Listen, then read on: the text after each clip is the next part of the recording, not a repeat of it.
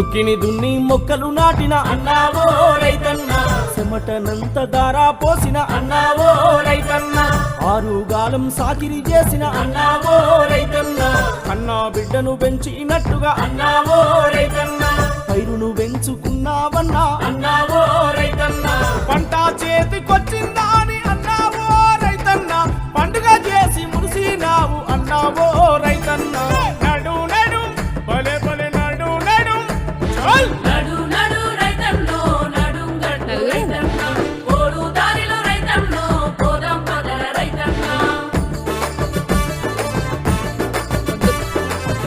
మా పంటను మేము ప్రయోగాలు చేస్తాం.